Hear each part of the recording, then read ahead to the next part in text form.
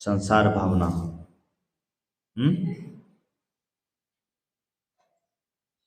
चहुगति दुख जीव भरे हैं, परिवर्तन पांच करे हैं।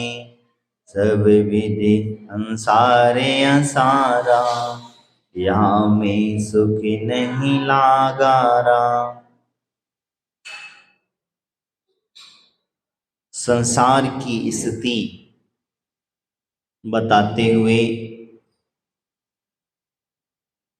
कि संसार में प्रत्येक प्राणी चारों गतियों में के दुखों को सहता है।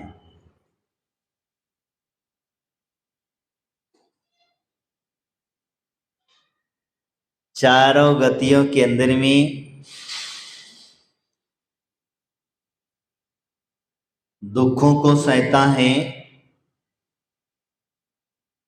और इस प्रकार से पांचों परिवर्तन करता है। पांच परिवर्तन में द्रव्य परिवर्तन, क्षेत्र परिवर्तन, काल परिवर्तन, भाव परिवर्तन और भव परिवर्तन, ये पांच परिवर्तन होते हैं। पंच परावर्तन जिसको कहा जाता है। किंतु कभी शांति नहीं पाता। बड़ी सुंदर सी बात कही। चौगतियों में दुख का भरे इस प्रकार से पंच परिवर्तन करें। सब विधि संसार या सारा, या में सुख नहीं लगारा, वास्तविकता कहते हैं। किंतु शांति नहीं पाता है। वास्तव में यह संसार असार है, उसमें लेस मात्र भी सुख नहीं है। सांसारिक सुख तो सुखाभास है, नश्वर है, भ्रम रूप है, परिणाम में कटु है।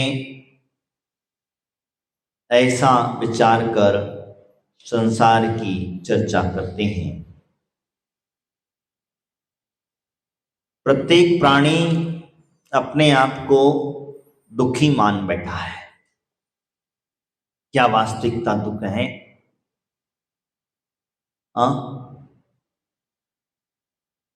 अगर वो व्यक्ति कहे कि मैं दुखी नहीं हूं, तो क्या दुखी हो जाओगे? लेकिन यहां तो अरहंतों की वाणी है और अरहंतों की वाणी मिथ्या नहीं हो सकती।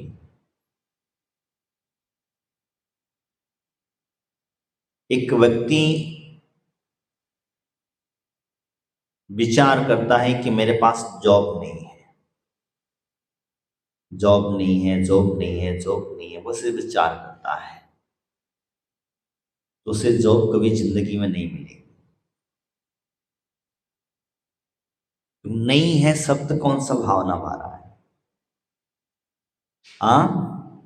क्या कह रहे हैं? नहीं है। शब्दों की भाषा समझना।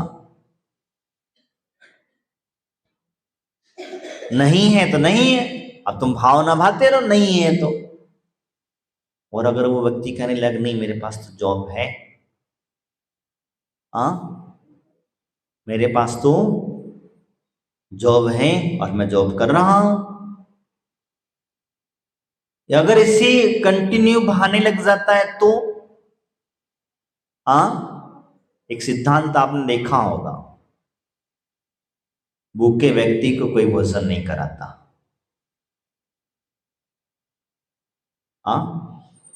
गलत तो नहीं कह रहे हम? गलत तो नहीं कह रहे हम? भूखे व्यक्ति को कोई भी भोजन नहीं कराता, और जिसका पेट भरा हो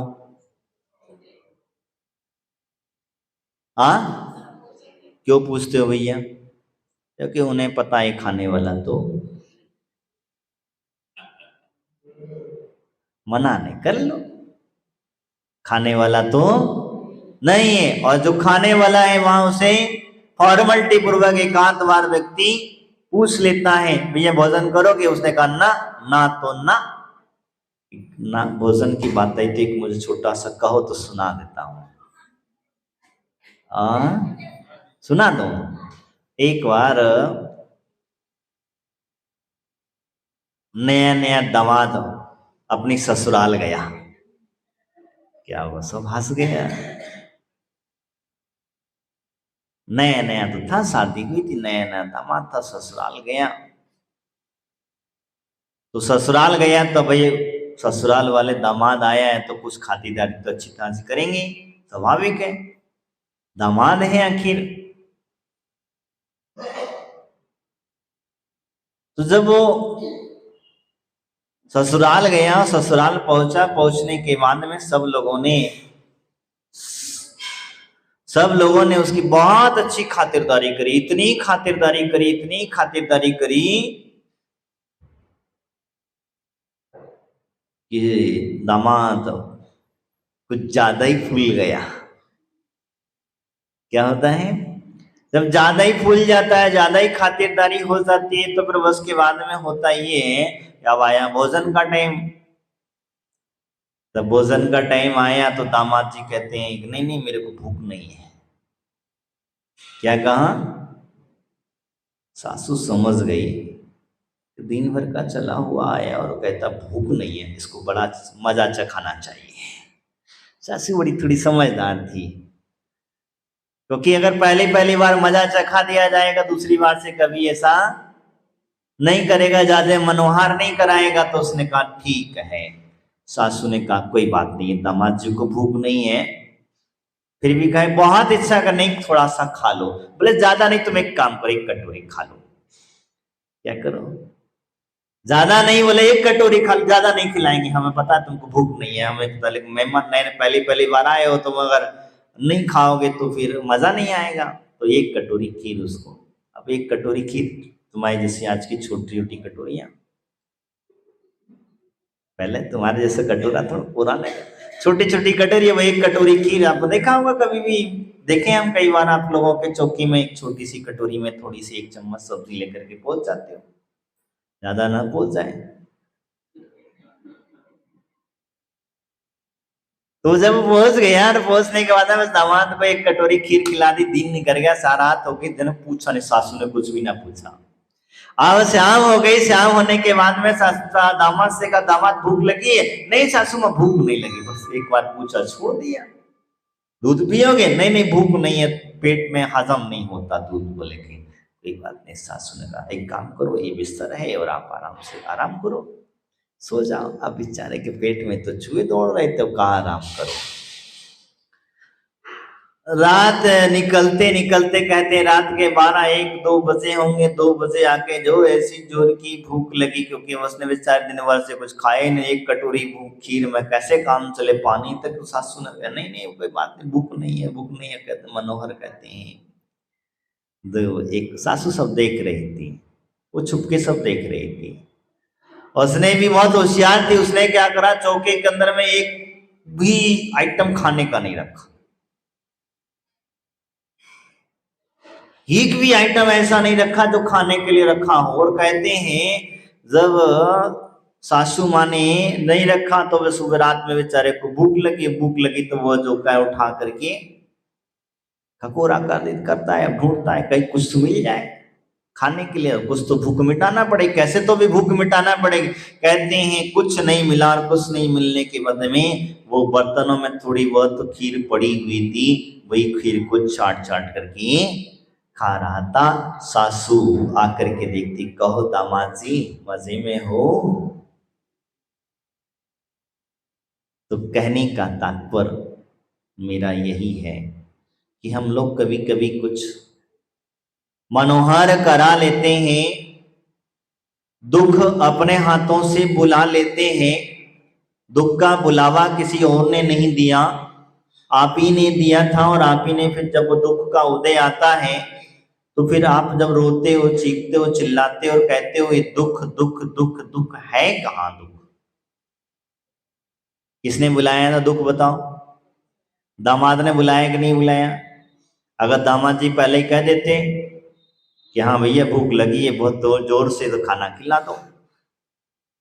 क्या मनोहर नहीं कराते, नहीं कहते, तो उसे तकलीफ होती, दुख होता। इसी प्रकार से मैं आपसे जो कहना चाहता हूं कि वास्तविकता में चतुर्गति के अंदर में जीव भरे दुख झेल रहे हैं, ये दुखों का दोषी कौन है? ये चारों गतियों के अंदर में जो दुख होता है, उस दुख को किसने बुलाया? किसने बुलाया? स्वयं ने बुलाया। बुलाया कि नहीं बुलाया? तो जब बुलाया है, तो जब उदय में आया है, और जब उदय में आया है तो भोगना पड़ेगा। दुख बुलाया कैसे? सुख समझ करके बुला लिया, और ऐसा अनंत बार बुलाए हम, एक दो बार नहीं, कईयों बार हमको से बुलाते। पता है ये दुख को बुला रहे हैं, इसे बुलाने से क्या होने वाला है, ये भी आपको पता है। इसलिए इसको बुलावा किसने दिया? स्वयं ने दिया। जब मैं चतुर्गति के भ्रमण की बात करते हैं, तो वह व्यक्ति चारों गतियों में दुख पाता है। चारों गति, नरक गति, त्रिंच गति, मनुष्य गति और देव गति। नरक गति के दुख सभी को पता है। नरक गति के अंदर में सबसे बड़ा दुख है सर्दी गर्मी का, सबसे बड़ा दुख है आपके शरीर का छिन्न भिन्न कर देने का, सबसे बड़ा दुख है बैतरणी आदि नदियों के अंदर में आपको पटक दिया जाता है। वो दुख है सैमर जाति के वृक्षों के नीचे आप शांति पाने पहुंचते हो, वहां भी वह आपके शरीर के छिन्न भिन्न कर देते हैं, वो दुख है। वहां पर सबसे बड़ा दुख हुआ करता है खाने पीने के लिए कुछ नहीं, तो जो क्यों नहीं मिलता, क्यों नरक आदि के दुखों को जाता है। और सबसे बड़ी व्यवस्था जहां कहती है नारकी, नारकी आपस में लड़ते रहते हैं। क्या करते हैं? लड़ते रहते हैं। और असुर कुमार जाति के जो देव हैं वह वहां जाकर के लड़ाया करते हैं। तो कभी कभी आपने देखा होगा पड़ोसी किसकी चुगली उसके साथ, उसकी चुगली साथ, उसकी चुगली उसके साथ साथ में कर देता है, तो शायद मुझे लगता है वो असुर कुमार जाति की देव पर्याय से आया होगा। इसीलिए तो यहां उसके संस्कार, पूर्व के संस्कार हटे नहीं, और नहीं हटने की वजह से यहां भी आकर के वही कार्य कर रहा है। नरक गति जाने का कारण क्या है, अब ये हम समझ करके लें।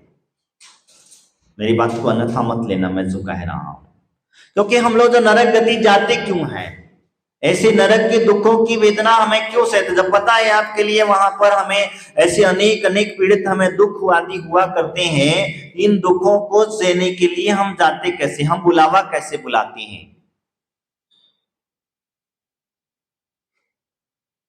सबसे पहले तो देव शास्त्र गुरु का अभिनय करना।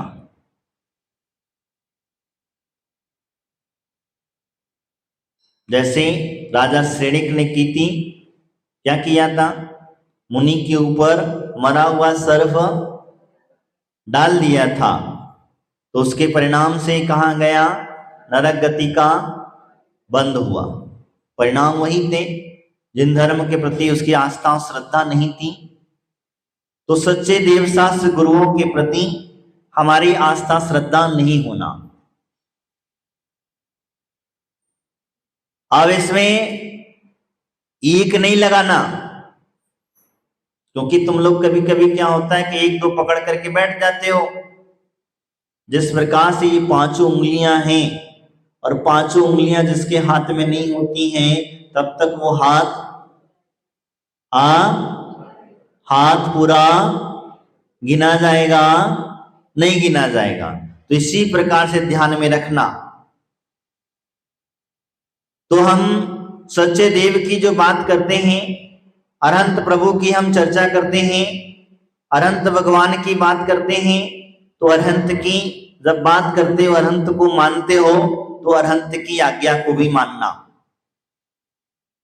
क्या करना? अरहंत की आज्ञा को भी मानना। और नहीं मानोगे तो नहीं मानोगे तो दुर्गति के बंजर हो ही जाओगे, जिसको हम जिनवाणी कहते हैं।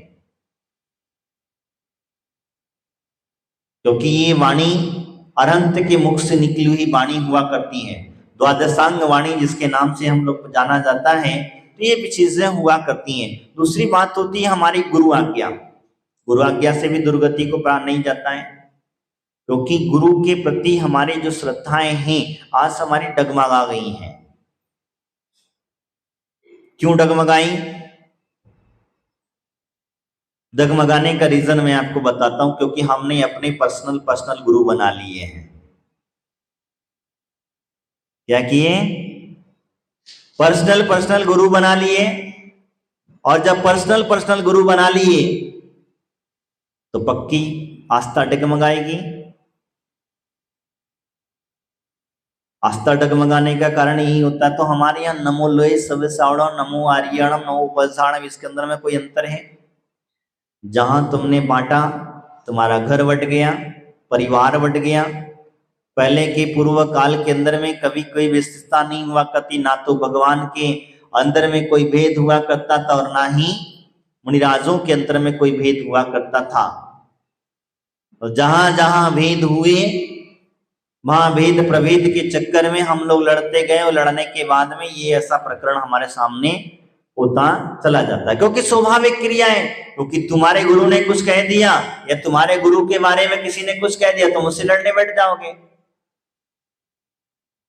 किसी ने अगर कुछ कह दिया या किसी ने बात कही, तुम्हारे गुरु की कोई निंदा करने लग गया, या तुमने जिसको तुम मानते हो, जिसके प्रति तुम्हारी श्रद्धा है, उसके बारे में कुछ कहे, तो तुम उसके पास जाना बंद कर दोगे या तुम उससे लड़ने बैठोगे। नहीं है, अगर आपसे बलवान है तो उसके पास बातचीत करना बंद कर दोगे उससे। तो और आपसे अगर निर्बल हैं, कमजोर हैं, तो उसके पास आप बन बैठो, लड़ाई झगड़ा करने लग जाओगे। ये प्राय करके होता है। हमारे यहाँ जो परंपराओं के अंदर हम बांटे, आचार्य भद्रबाहु स्वामी जब उत्तर से दक्षिण की ओर गए तो जाने के पीछे रीजन क्या हुआ मैं आपको बताता हूं। जो परंपरा, नाम नहीं लूंगा मैं, आप समझ जाएंगे। जो परंपरा बनी क्यों बनी? भाई इसी भक्तों के दम पर बनी। क्या बनी? कि जब मेरे इतने सारे भक्त हैं और मैं मेरे भक्तों को जो कह दूंगा वो पत्थर की लकीर है, और जब पत्थर की लकीर को समझ करके चलेगा तो वह तो उसकी आस्था वहां चली गई, और उनके गुरु ने जैसा जैसा कहा वैसा वैसा कार्य करते चले गए, और वैसी वैसी परंपरा। समझ में आ रहा है ना? वास्तविकता में किसी ने चिंतन नहीं किया इस विषय पर, और आज इतनी बड़ी दरार पैदा हो गई है कि हम अपने देखते देखते देखते देखते कुछ ज्यादा दिन नहीं बीते, अभी 2-2.5 साल भी कितने बीते भगवान महावीर स्वामी को मोक्ष जाए? हाँ कितने? 2549, 50वां आने वाला है।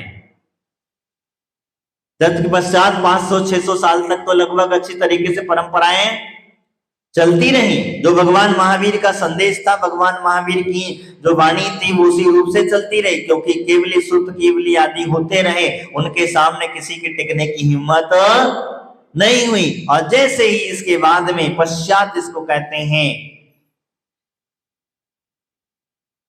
पश्चात जो कहते हैं कि इसके बाद में जब आचार्य आदि हुए, और आचार्य तो जो ज्ञान की चौपसम धीरे धीरे कम होता चला गया, और जनों की बुद्धि अपने आप बदलती। तो इसलिए मैं आपसे जो कह रहा हूं, मेरी बात को अन्यथा मत लेना, मैं जो कह सत्य का बात समझ लेना। तो हम धीरे धीरे करके बट गए, अपने अपने गुरु को पकड़ लिया, और अपने अपने प्रभु तो एक ही है, प्रभु को किसी ने नहीं बांटा। लेकिन गुरु ने जैसा कहा वैसा हम लोग करने लग गए, तो लेकिन वास्तविकता सत्य मार्ग को हमने भटक दिया। क्या किया? और वही कारण होता है। तो जब कोई धीरे धीरे से मार्ग पर बढ़ना चाहता है, धीरे से मार्ग पर चलना चाहता है, तो हम उसे चलने नहीं देते हैं, उसे किसी न किसी प्रकार से रोक देते हैं। उनके एक गुरु हुए जो इनके आचार्य भद्रभाव स्वामी जो थी, जिसके भरोसे छोड़ करके गए थे, उनके गुरु हुए। वो गुरु के भरोसे छोड़, गुरु के मन में जब समझा, उनके मन में विचारधारा पनपी, तब उन्होंने कहा ठीक है, मैं अपने मूल स्वरूप को स्वीकार करने के लिए तैयार हूं। जो मेरा पूर्व का मूल स्वरूप था उसे मैं स्वीकार करने के लिए तैयार हूं। तैयार होने के बाद जैसे ही बात पता चली, उन्हीं के शिष्य ने उन्हें नमन प्रणाम कर दिया, क्योंकि कहीं यह बदल जाएगा, और बदल जाएगा तो सारा खेल खत्म, अपनी शिथिलता खत्म। और ये बदल गए तो फिर पूरी परंपरा बदल जाएगी। इसी वजह से ऐसा हुआ। किसने कराया? सेठों ने कराया, जिनके भक्त थे उन्होंने कराया, और उन्होंने ही उसी प्रकार से किया। तो मेरा कहने का तात्पर्य यह है, मेरी बातमाओं, अपने अपने गुरुओं को पकड़ करके मत बैठो, मेरा कहने का तात्पर्य। क्योंकि कभी कभी इससे अनर्थ हो जाता है। हम धीरे धीरे करके बढ़ते चले गए। पहले श्वेतांबर दिगंबर में बटे, उसके पश्चात में हम लोग 13 पंथी 20 पंथी में बटे, अब 33 पंथी में बट जाएंगे, फिर कांजी पंथ में बट जाएंगे, फिर तारण तरण पंथ में बट जाएंगे, और धीरे धीरे करके हम जो है बढ़ते चले जाएंगे। और जब बढ़ते चले जाओगे तो ध्यान रखना, किसी का नुकसान नहीं कर रहे हो। तुम सोचते हो कि हमें स्वर्ग और मोक्ष मिल जाएगा। जो व्यक्ति जिन धर्म को बांटता है वो स्वयं भी बट जाता है। वह कुछ सोचता होगा कि मेरे को सुख मिलेगा, मेरे को ये मिलेगा, नहीं। जिन सिद्धांत बहुत अलग है। जैन सिद्धांत एकांतवाद को लेकर के नहीं चलता, जैन सिद्धांत तो अनेकांत को लेकर के चलता है। भगवान की वाणी एकांत वाणी नहीं है, भगवान की वाणी तो अनेकांत में है, और जहां अनेकांत में होता है उसी का नाम द्वादशांग वाणी है। समझ में आया? उसी का नाम द्वादशांग वाणी है। मेरी तुम्हारी वाणी को द्वादशांग वाणी नहीं कहा, इसी का नाम द्वादशांग वाणी। तो ये संसार से तिरने की बात मैंने कही थी आपसे कि हम लोग नरक गति क्यों जाते हैं, किस लिए जा रहे हैं नरक के अंदर में, ऐसा क्या रीजन है, तो मैंने बताया। दूसरी बात, हमारे आचार्य नरक की आदि की चर्चा करते हैं, मांस आदि का भक्षण करना, अवक्ष वस्तुओं का भक्षण करना, जमी कंद आदि का भक्षण करना, ये नर दुर्गति का कारण है, ध्यान में रखना। आप जीवा ले लो के चक्कर में आकर के तनक तनक से चीजों को हम लोग खा ले बड़े उसे मारा। हम शरीर, मैंने कल कहा था, शरीर को चलाने के निमित्त से हम कहते शरीर अपने आप चलेगा, तुम क्यों चिंता करते हो, तुम क्यों सोचते हो। लेकिन ध्यान रखना, जो व्यक्ति इन वृक्षों को छोड़ता है, जो व्यक्ति जमीन कंद आदि को छोड़ता है, मांस भक्षण आदि मात्र मातु मात्र आदि को त्याग करता है, वो व्यक्ति ही नरक गति आदि से बच पाता है। क्योंकि जैसे जैसे तुम्हारा त्याग बढ़ता चला जाएगा, वैसे वैसे तुम ऊपर उठते चले जाओगे। और जैसे जैसे आप पकड़ते जाओगे, नहीं महाराज 1 दिन 2 दिन 4 दिन 8 दिन क्या करें, बाहर जाना पड़ता है, बिजनेस पार्टी में जाना पड़ता है, बिजनेस के लिए ऐसा करना पड़ता है, वैसा कर, तमाम तरह के किंतु परंतु हम जहां लगा करके चलते हैं। बंधु, मेरी बात का मैं जो कह रहा हूं सत्य कह रहा, क्योंकि हम जहां जहां इस प्रकार से लगाएंगे तो आप सोचते होंगे कि मैंने पूजा कर ली, मैंने दान दे दिया, मैंने ये सब कुछ कर लिया तो मेरी भूमि पक्की है, मैंने पूजा कर ली तो मेरा स्वर्ग पक्का है। स्वर्ग इतना सस्ता होता, स्वर्ग इतना सस्ता होता तो फिर हम नहीं कर लेते। तो हमें कितना सारा मुनि दीक्षा लेकर के सारे परिग्रह का त्याग करके, अगर मोक्ष इतना सस्ता होता तो तीर्थंकर भगवान क्यों त्यागते, महामणिराज क्यों त्यागते, महापुरुष क्यों त्यागते ये सब चीजों के लिए। इतना ही सस्ता होता मोक्ष सुख प्राप्त करना। तो बंधुओं, हम कहीं ना कहीं भटक रहे हैं, कहीं ना कहीं किसी न किसी प्रकार से हम पीड़ित हैं। मैं उस दुख से छुटकारा प्राप्त करने के लिए बात कह रहा हूं। तो मैं आज से जो चर्चा कर रहा था, चारों गतियों के दुखों के वर्णन के लिए पहले नरक गति का दुख है, और भी कई रीजन ऐसे हैं जिन कारणों से हम नरक गति आदि को प्राप्त क्या करते हैं, प्राप्त करते हैं। तो जब इन गतियों को प्राप्त, नरक गति के दुख का सबसे ज्यादा दुख कहाँ है? नरक में। और नरक जाने की तैयारी हम तैयारी का हम कर रहे हैं। कुछ लोग कर बैठे हैं, कुछ कर रहे हैं। तो बताओ, अब आप कहते हो हमें सुख मिल जाए, भगवान से कहते हो भगवान तुमने हमें दुख क्यों दिया, शिकायत करने पहुंच जाते हो, गुरुओं के पास पहुंच जाते हो, भगवान महाराज अपने जीवन में दुख ही दुख भरा है। महाराज के पास कभी कुंडली लेके पहुंच जाओगे, कभी हाथ दिखाने पहुंच जाओगे, कभी मंत्र तंत्र मांगने पहुंच जाओगे, तो कभी रत्न मांगने पहुंच जाओगे। कुछ ना कुछ महाराज कुछ तो दे दो, कुछ तो आशीर्वाद में दे दो।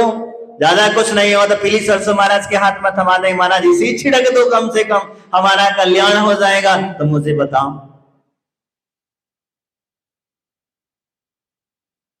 कैसे काम चलेगा, कैसे होगा? बंधुओं, कितने भी दुख आए, कितनी भी पीड़ाएं आए, कितने भी कष्ट आए, कुछ भी हो, लेकिन घबराने की जरूरत नहीं है, क्योंकि हमने ही उन कर्मों को बांधा है। और जब कर्मों को बांधा है, जब उदय में आए हैं, तो घबराना नहीं है। तो मैं आपसे चर्चा कर रहा था, नरक गति के दुख, अधिक पाप का बंध करके, अधिक परिग्रह को लाद करके नरक गति में जाता है। त्रियंच गति में क्यों जाता है जीव? त्रियंच गति में क्यों जाता है? क्यों जाता है? पक्का?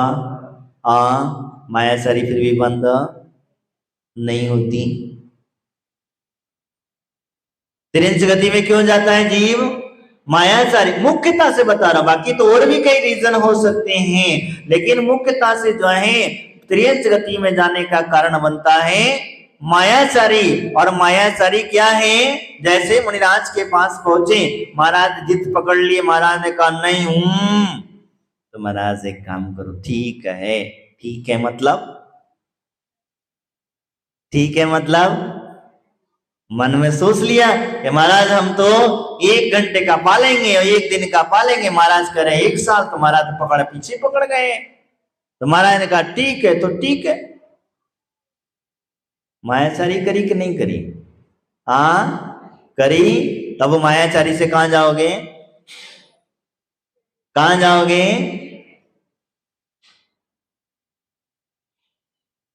इसीलिए कहा जाता है जो है जैसा है इस प्रकार से है। अगर आप कहते हो नहीं नियम नहीं पलेगा हमारा, नहीं नहीं महाराज हम बाहर जाना पड़ता, नहीं नहीं महाराज हमको यहाँ जाना पड़ता है, ऐसा करना पड़ता है, वैसा तमाम तरह के हमारे यहाँ व्यवस्था बन जाते हैं। बंधुओं, ये बहुत गलत सोच है तुम्हारी। तुम एक बार ठान तो लो। मैं हमेशा कहता हूं जो कोई व्रती बनता है, जो कोई व्रत लेता है, प्रतिमा लेता है, आदि आदि लेता है, वो सोचता है जाकर के चौके वाला बात, वो खोजता किसको है? जहां हमें भोजन मिल जाए। अरे तुम भोजन खोजने की तुम्हें कहां जरूरत है? तुम्हारे व्रत के अंदर में वो पावर हुआ करती है तो तुम्हारा पीछे पीछे वो चला करता है। पुण्य तुम जानते नहीं हो, पावर को समझे नहीं हो उसकी को। हम लोग चलते हैं, बाकी कहते हैं अरे तुम समझो तो सही, अगर तुम्हारे भाग्य में होगा तो तुम कहीं भी चले जाना, किसी भी कोने में चले जाना, तुमको तुम्हारी व्यवस्था हो जाएगी। और तुम्हारे भाग्य में नहीं होगा तो लाख तुम अपने साथ नियमों को छोड़ करके चले जाना, भक्ष वक्ष को खा लेना।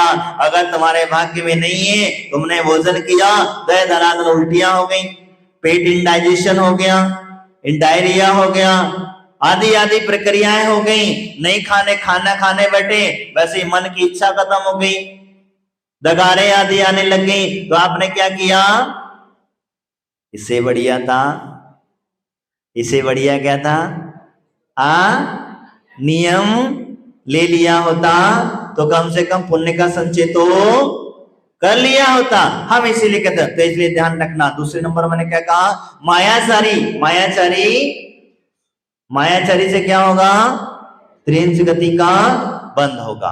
दूसरी बात, तीसरे नंबर पर चलते हैं हम, कौन सा, मनुष्य पर्याय। मनुष्य पर्याय के लिए कहा जाता है कि अल्प आरंभ परिग्रह। क्या है, अल्प बहु आरंभ, अल्प आरंभ परिग्रह, यानी अल्प आरंभ, कितने, प्रामाणिकता रखना, जरूरत से ज्यादा इकट्ठा नहीं करना, जैसे हमारे पाटनी जी के पास रखा हुआ है।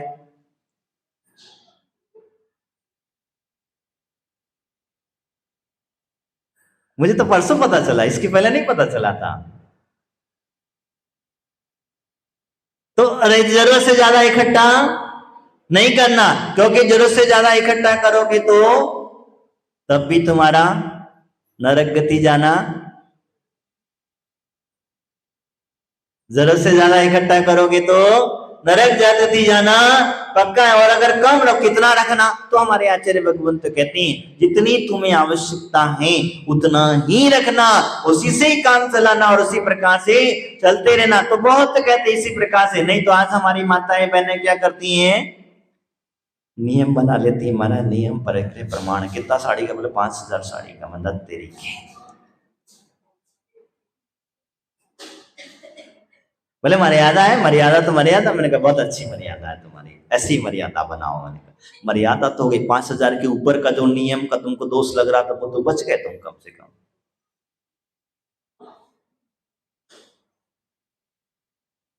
मर्यादा तो हो गई, पूरे विश्व के अंदर में जितनी साड़ियां थी उनका जो दोष लग रहा था उससे तो बच गए।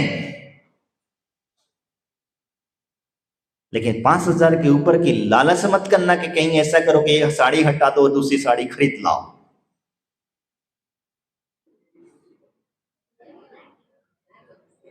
क्या, इसको हटा दो दूसरी खरीद ला, ये लालच मत करना। 5,000 तो 5,000 पूरी कर लेना। कहने का तात्पर्य मेरा वही है। तो मैं यहां से जो कह रहा था, मैंने क्या कहा, अल्प पारंपरिक मनुष्य पर्याय को धारण करने के लिए क्या होता है, अल्प आरंभ और अल्प परिग्रह जिसके पास में होता है वो व्यक्ति मनुष्य पर्याय को प्राप्त कर लेता है। इसके पश्चात क्या होता है, देवगति। देवगति कहती है परिग्रह आदि को छोड़ना के पाना। अब अल्प आरंभ भी जरूरत नहीं है, वहां तो कहते पूरा छोड़ो। अच्छी ऊंची गति के देव बनना है तो तुम्हें, ऊंचे गति सम्यक दृष्टि देव बनना है तो तुम्हें क्या करना पड़ेगा, छोड़ना पड़ेगा। छोड़ करके क्या करें, माता जी मुनि महाराज बन जाओ, और क्या करोगे, छोड़ना पड़ेगा। तो बता देवगति सस्ती है क्या, तब भी वहां इतना सब कुछ त्याग करने के बाद भी वहां भी दुख ही है। कौन सा दुख है, मानसिक दुख है। इस प्रकार से ये ध्यान में रखना। मैंने आपसे बताया द्रव्य का परिवर्तन होता है, मनुष्य पर्याय से गया वहां पर द्रव्य परिवर्तन हो गया, जिसको हम कहते हैं क्षेत्र परिवर्तन हुआ, क्षेत्र परिवर्तन हुआ, भाव परिवर्तन, काल परिवर्तन हुआ, वहां जो कौन से का जो काल के अंदर पहुंच गया, भाव परिवर्तन हुआ, नारकी भाव हो गए, नरक गति में गया तो नारकी भाव हो गए, और भव का भी परिवर्तन हो गया। इस प्रकार से चारों गतियों में परिवर्तन लगा लेना, इस प्रकार से उन्होंने यहाँ पर कहा है। तो बंधुओं हम यहाँ पर भी सुख चाहते हैं। अब हम लोग क्या करते हैं, इस मोही प्राणी होता है, जिस गति में चला जाता है उस गति से मोह हो जाता है। क्या होता है, जिस गति में जाते हो उसी गति से मोह हो जाता है, और मोह के कारण क्या होता है, वहां पर कुछ छोड़ने आदि के भाव नहीं होते हैं और छूट नहीं पाता है। इसलिए भक्तात्माओं मैं आपसे यहाँ पर कहूंगा, संसार की विचित्रता बताते हुए आपको जब कभी कोई विचार आए, जब कभी आपके मन में इस भावना भागे तो उस समय विचार कर लेना, दुख इस संसार के अंदर में दुख ही दुख है, सुख पंच मात्र भी नहीं है। और जिसको हम सुखावास मान करके बैठे, सुख मान करके बैठे हैं, तो वो सुखा हास है, सुख वास्तविकता में नहीं है। अगर इस सुख मिलेगा तो आगे हम इस विषय पर चर्चा करेंगे, क्योंकि घड़ी ने अपना टाइम 10 मिनट ज्यादा कर ले लिए हैं। क्या है, गढ़ी ने 10 मिनट ज्यादा ले लिए, तो मैं आपसे यही कहूंगा कि अपने जीवन में संसार की भावनाओं को भाते हुए, संसार के लक्षण को, संसार की स्थिति को, क्योंकि ये विचार करना, जब कभी तुम्हारे सामने कोई भी दुख का उपस्थित हो जाए, कोई भी दुख तकलीफ आकर के खड़ी हो जाए, तो उस समय पर विचार करना कि दुख आया क्यों। बस इस बात का ध्यान में रखना, ये दुख आया क्यों और क्या, कहां से आया और किस कारण से आया। जिस दिन तुम्हारे समझ में आ जाएगा कि दुख इस कारण से आया, यहां से आया और इस कारण से तो उस दिन से तुम्हारे मन में ये वैराग्य की जुन्नी उत्पन्न हो जाएगी। और यही रीजन है, हम सब चाहते हैं कि जितने भी लोग बैठे हैं सब मुनि महाराज माता जी बन जाए तो बहुत बढ़िया होगा। हम यही चाहते, सब मुनि महाराज माता जी बने और सब जाकर के स्वर्ग मोक्ष में जाकर के सुख है, अनंत सुख को प्राप्त करे। संसार क्षणिक सुख है क्या, धन दौलत आदि का सुख हो जाए, बच्चों का सुख है, परिवार का सुख है, क्षणिक सुख है, दुख ही है, बल्कि सुख नहीं है। ये सब क्या है, दुख ही है, सुख नहीं। वहां जाकर कुछ नहीं करना, बस अपने आप में अपना रमण करना, क्या दे जरूरत है, ना खाने की चिंता, ना पीने की चिंता, ना कुछ नहीं, बस अपने आप। इसलिए हम कहते सब लोग महाराज माता जी बने, इसी भावना भाते हैं।